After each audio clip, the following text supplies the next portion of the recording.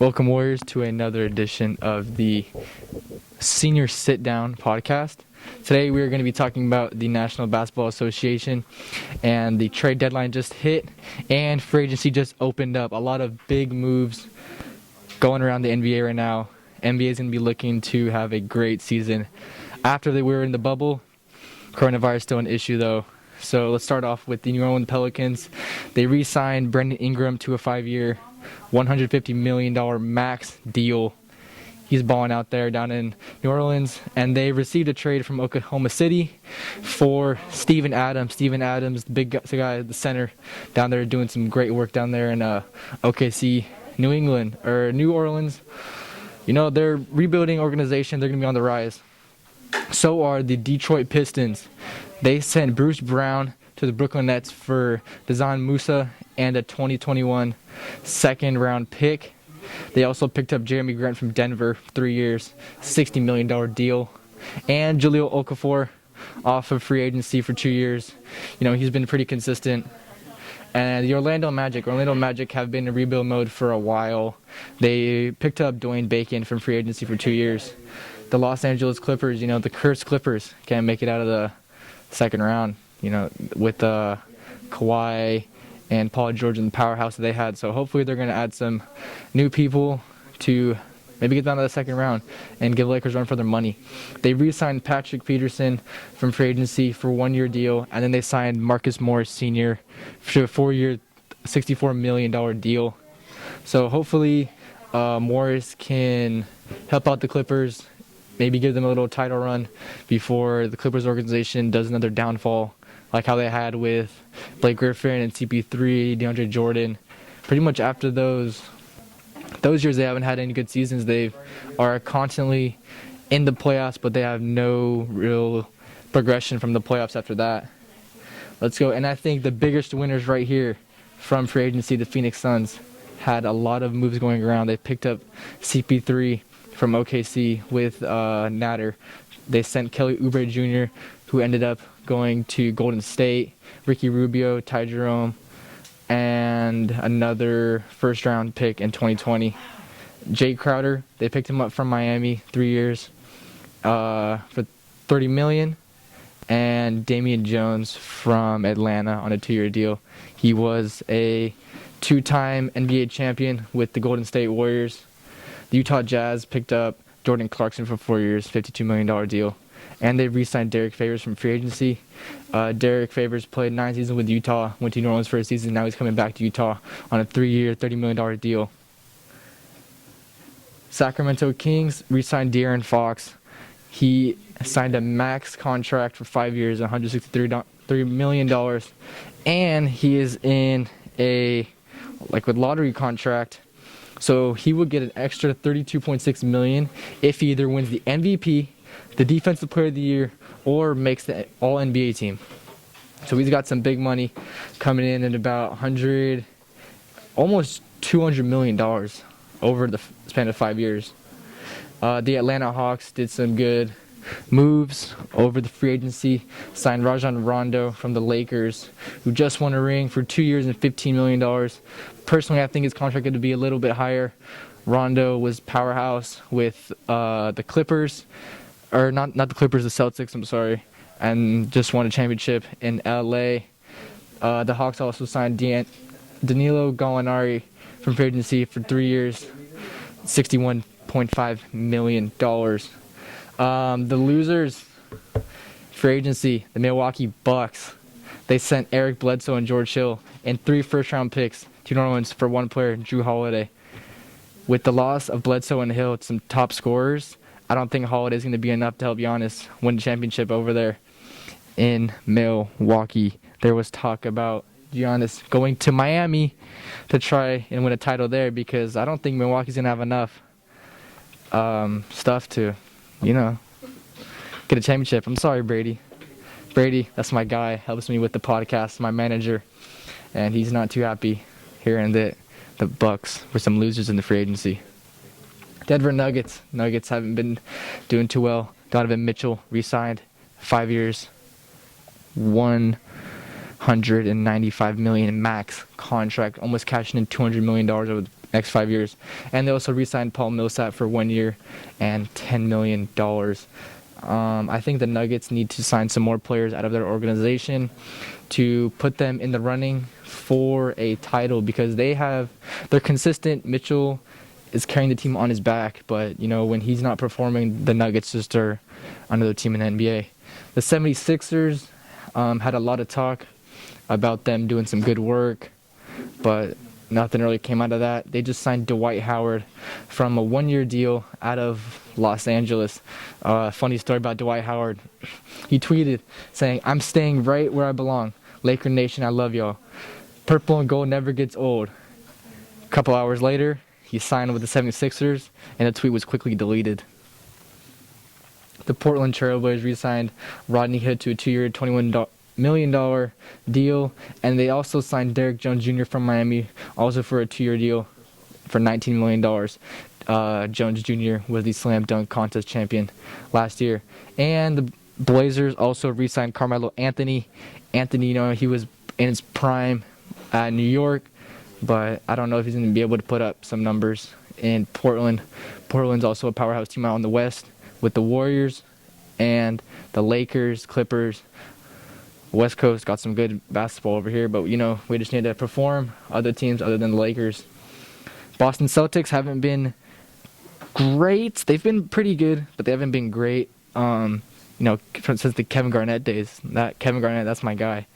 Celtics signed Tristan Thompson from Cleveland to a 2-year, $19 million deal, and they also re-signed Jason Tatum for a $195 max contract for 5 years.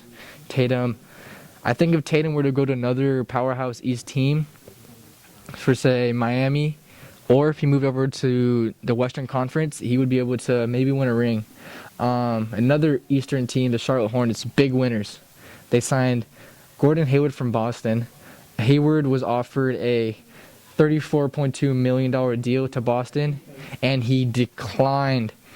Went over to Charlotte for 4 years with a $120 million deal. Hayward has been consistent with his injuries. He hasn't had a great season where he's played a full season because he's had a lot of injuries. So hopefully he can get over there in Charlotte and do some work with the Ball brothers and also MJ.